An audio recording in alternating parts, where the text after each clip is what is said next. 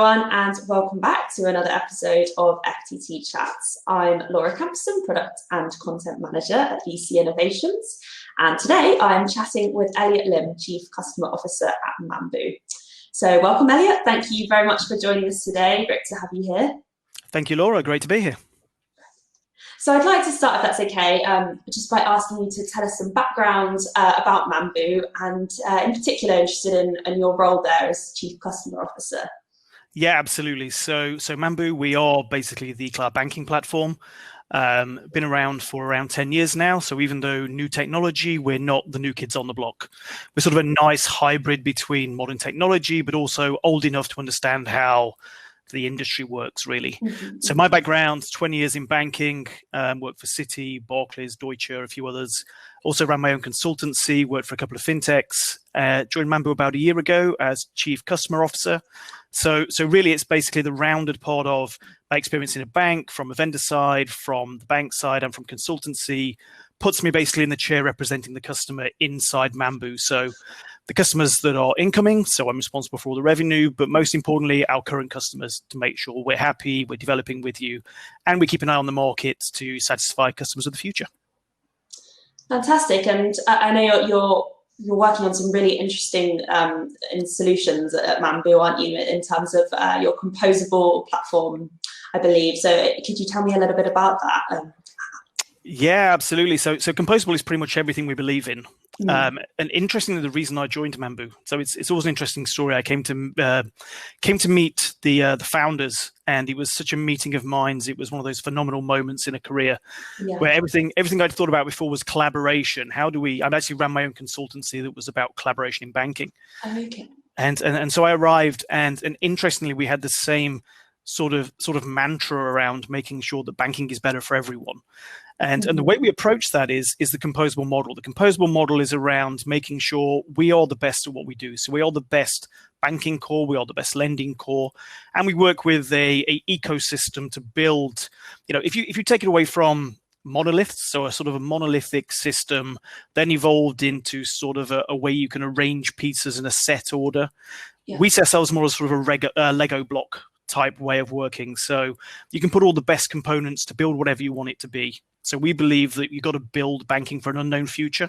The best way to do that is through a composable architecture.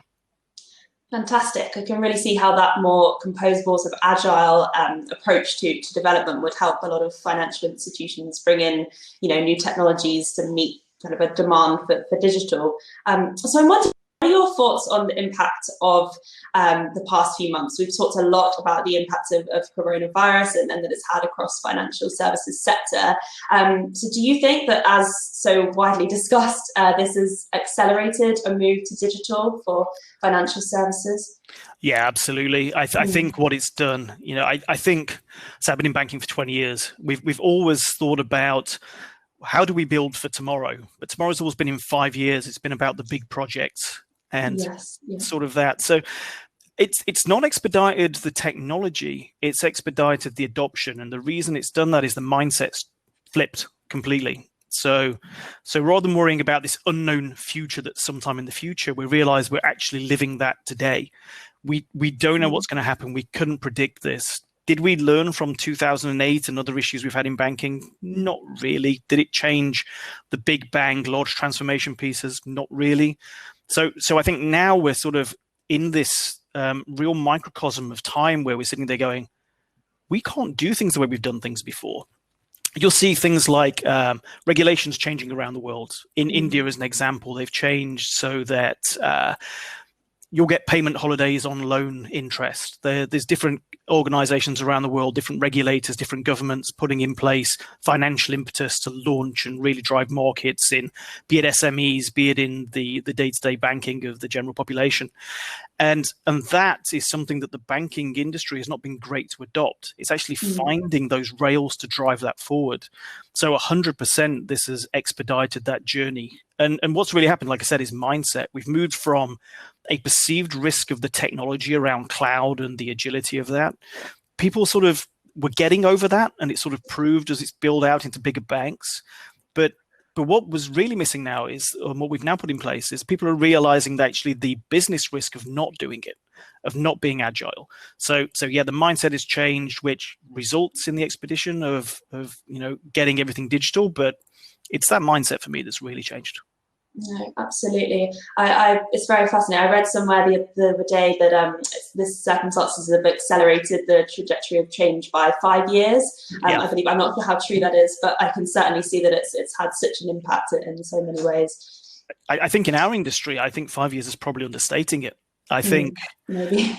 Honestly, I think that some of the conversations I have now, especially with the bigger banks, and what it also has done is it's not just, you've seen hotspots in innovation around the world for different products. It's made everybody step up in every product sector, every geography, and every demographic. People are really starting to think differently about what can we do to try and get this right. And it's almost becoming an unselfish marketplace. So it's not just that bank centric where you're judged to get a return on investment on a 5-year piece of work that you've got to do. It really is about what is that ecosystem, the shared value, the shared outcome, and making sure there is that sort of fair share of wallet. It's very exciting to be part of this at this time in the way the market's moving. It's fascinating. I like that way of putting that into context. Now, Mambu, you recently joined us at FTT Virtual Building Societies, and you're also contributing and powering our latest edition of our Vox Pop report, which focuses on digital progress within the mutual banking sector. Are you able to focus a bit on the benefits of using Mambu's Composable platform to this particular group of institutions?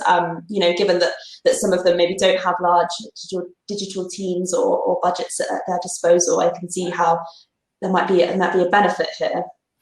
Yeah, absolutely. I mean, if you look back in Mambu's history where we started, it was in microfinance. So again, not large teams, not large budgets. Yes, we've grown and evolved through sort of bigger banks. We deal with tier ones now, and we're obviously very, very rich across the globe in our customer relationships. But when you look at something like the building society market, where actually, this is why Mambu was built. It's for sort of that bringing inclusion and making sure that you don't need a large team of developers. You don't need 6 months and huge budgets to build out something. You don't have to actually suddenly find the budget to buy one of the big monoliths and compete on the same technology levels and business model levels. You can actually go and do this and buy what it is you need, pull them out. The whole idea of the SaaS market is no vendor tie-in, simple agility. Go back to the composable model, build what it is that you need, and you can really differentiate. For me, the building societies are one of the areas I think that can really take advantage of this composable model, because they already have to think in an agile and very light way. If they can do that and actually take advantage and bridge the gap in innovation, then it's a great place for them. Absolutely. And building societies and other community focused banking institutions are so customer focused, aren't they? So member focused, making sure that every transformation and every change brought in has an impact on the end customer there. So I suppose I'm imagining this would give them a bit of a chance to try things, to bring in technologies and see, does this have an impact? Do we see this working? And then kind of swap things as and when they're needed. And when there's a lot more flexibility, isn't it there? Yeah, and I mean, if you take you back to the better banking for everyone, where we sort of started the conversation, it really is everyone. And if you're looking at those communities that are fed by the building societies and by the wider community and those sort of credit unions in the US, etc., really driving this, getting more innovation, and if we fast forward again, especially in the times of COVID, I don't want to predict the future, but if we it's hard, right? And I don't want to, it's who would have seen this coming? Well, and I mean, who knows what happens next? You look at all the all the press, and you look at the different ways of thinking about this. Can we accept that we may just have an unknown future for quite a while, and it could come back and hit us again? But I think also around this, another thing that's happened, and coming to your point, is we are seeing a return to relationship banking. We are definitely see sort of on one side a commoditized banking sense where people are being very good at delivering products at a price point, at a way that works.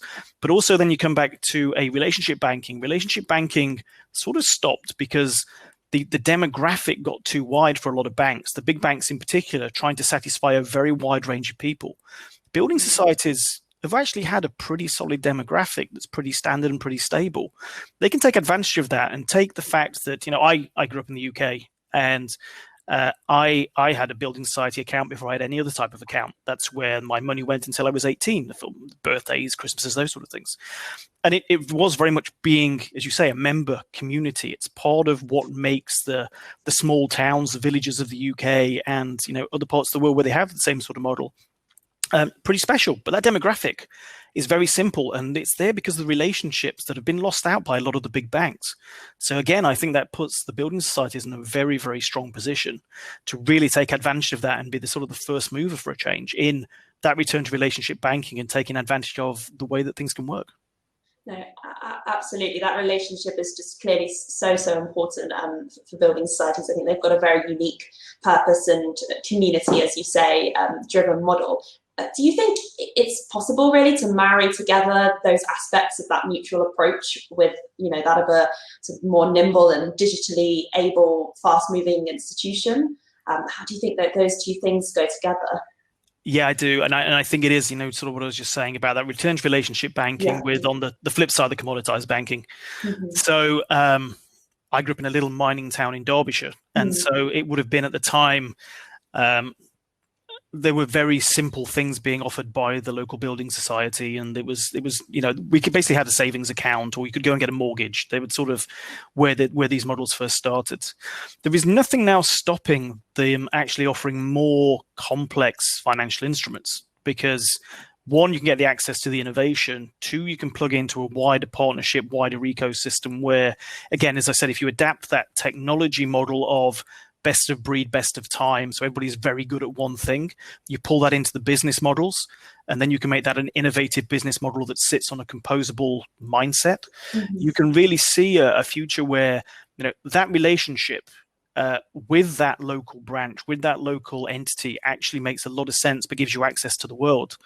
People start talking about big tech, and I do agree that it's a big thing, okay? But if you get, take examples, Amazon and JP Morgan, that if they suddenly launch financial services, which many of these players have gone into before, that becomes Amazon Bank, because they own the relationship. The background banking may be done by the JP Morgans of the world, the Citis of the world. But what is a bank going to be? It's going to be a trust token. What is it on top of that? And why, therefore, can't the other side of the equation happen? Why does it have to be big tech? Why can't it be your local independent building societies who understand the people, understand the needs, and have the same mentality? And then, therefore, you can actually take that demographic and give them a much more personal banking experience. So I think the two can work together very, very well, as long as everybody comes into this collaborative, what we call composable architecture and marketplace, not just from a technology, but from a business model and mindset. Mm-hmm. And then we can actually have a future where everybody can deal with their local solution providers, be they building societies, be they their Amazon account, but they then get access to the world of financial services. Absolutely. Fantastic. Thank you so much for sharing those insights. As you say, it's hard to predict the future at the moment, but I think it's certainly going to be a sector to watch, isn't it? Absolutely. Thank you, Laura. Really appreciate it. Yes. Thank you for joining us today. And as I say, sharing all your thoughts on that. It's great to hear. Fantastic. No problem. Thank you. Thanks, Elliot. Bye.